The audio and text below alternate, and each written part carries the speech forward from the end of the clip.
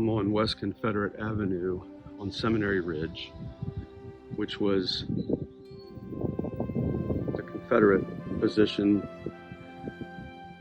on day 3 where they launched the famous Pickett's Charge.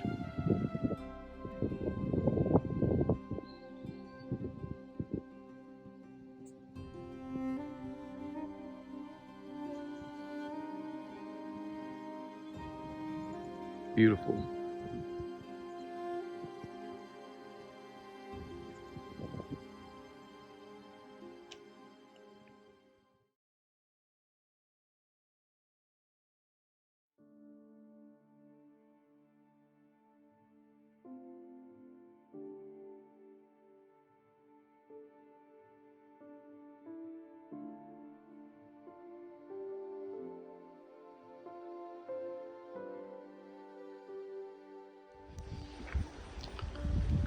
So this is a walking trail.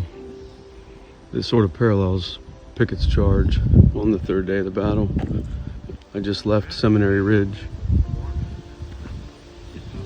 moving towards the Emmitsburg Road, which is off in the distance.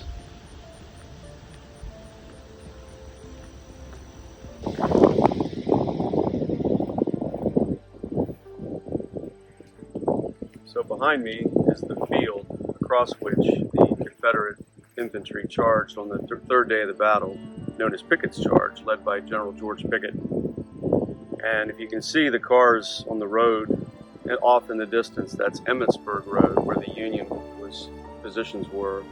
And this charge was Lee's attempt to attack the Union center and hopefully end the battle. Of course, it didn't go that way, as Union cannon loaded with double canister shot nearly obliterated most of the men who charged across the field behind me.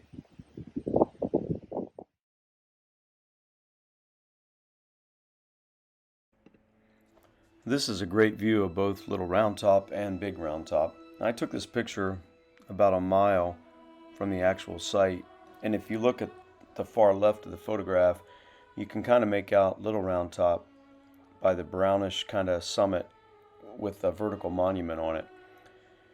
As you shift your eyes to the right, the larger summit that's heavily covered with trees is Big Round Top. So, what's all the fuss over Little Round Top? And why is there no famous history about Big Round Top? Well, Big Round Top was too thick and covered with trees, and also a little bit too steep for the Union to mount any sort of viable defense. But late in the afternoon of the 2nd day of the battle, July the 2nd, 1863, on that boulder-strewn hillside called Little Round Top, Union Colonel Joshua Chamberlain dashed headlong into history, leading his 20th Maine Regiment in perhaps the most famous counterattack of the Civil War. The regiment's sudden, desperate bayonet charge blunted the Confederate assault on Little Round Top and has been credited with saving General George Gordon Meade's Army of the Potomac, winning the Battle of Gettysburg, and setting the South on a long, irreversible path to defeat. Now, if you're at all familiar with the Battle of Midway that happened during World War II in June of 1942, think of the Battle of Little Round Top as the midway of the Civil War. The Union defensive line on Cemetery Ridge resembled an inverted fishhook, extending from Culp's Hill on the north, down Cemetery Ridge and south toward Big and Little Round Tops. And although the 650-foot-high Little Round Top was overshadowed by its larger neighbor, its position was more important because of the hill was cleared of trees and it could better accommodate troops. Strategically, Little Round Top held the key to the developing battle. If the Southern troops could take and hold Little Round Top, they could theoretically roll up the entire Union line.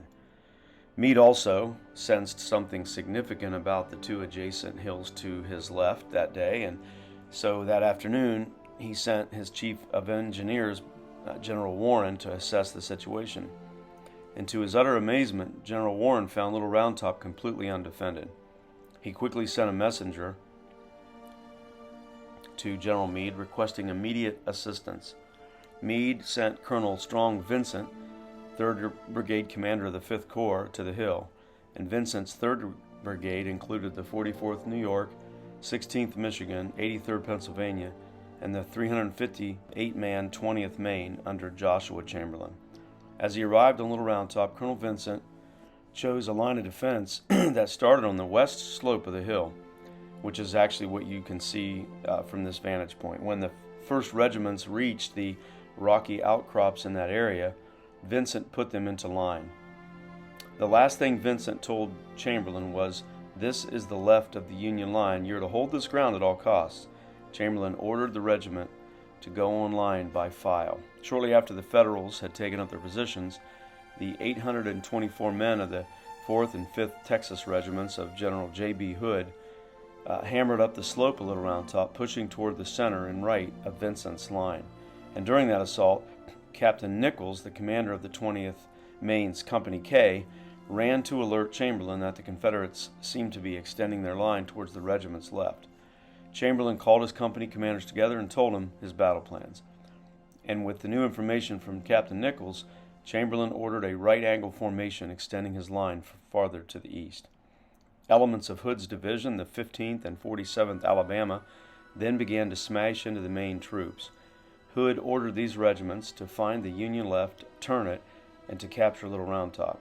When their ammunition had almost run out, Chamberlain decided to fix bayonets and charge down into the 2 Alabama regiments. And that Union bayonet charge was ultimately successful, and it won the day for the Union. The heroic defense of Little Round Top will always belong to the 20th Maine and to Colonel Joshua Chamberlain as the regimental commander.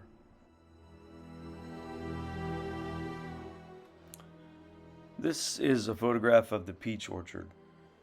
The peach orchard was critical ground. It's kind of overlooked, but the peach orchard became a center point of the fighting on July the 2nd, the largest and bloodiest day of the battle.